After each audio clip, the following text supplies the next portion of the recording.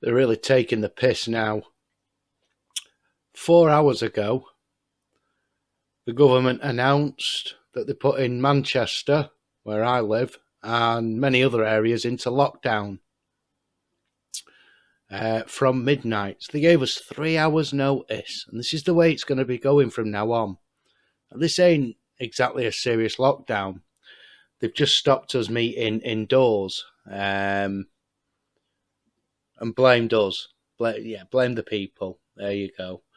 If I go over to the news story here, government announced new Greater Manchester lockdown measures.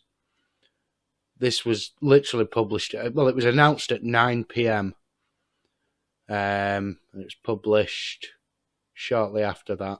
And they've just updated it, actually, by the looks of things.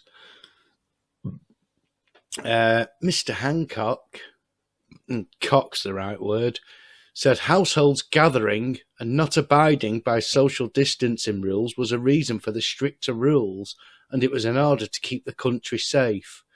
Well, actually, people were told they could gather in the houses. That's what you've just banned because it was allowed. So don't blame people for the shitty decisions you're making. People from different households in Greater Manchester, parts of East Lancashire and West Yorkshire, these are all places I've been as well in the last 2 weeks. Anyway, will be banned from meeting each other indoors from midnight. Mr. Cock said households gathering and not abiding by social distancing rules was a reason for the stricter rules, and it was in order to keep the country safe. Well, they were abiding by the rules because the rules were you were allowed to meet people in your house. And you have to wear face masks and all that lot in your house. Just like, this is the crazy thing at the moment. You don't have to wear a face mask in a pub or a restaurant, but you do have to wear a face mask in Lidl's and Morrison's. How does that make any fucking sense at all?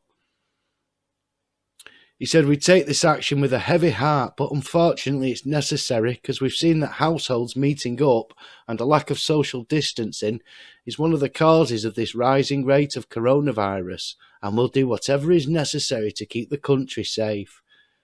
It's absolute bullshit. Everywhere I've been, people have been social distancing. It's absolute fucking nonsense what they're talking about. And when you look through for the figures of how many it is, it's like 50. They had a news report up early on today. 15 new cases in Tameside, 16 new cases in Stockport. These are all areas within Greater Manchester. 17 new cases here.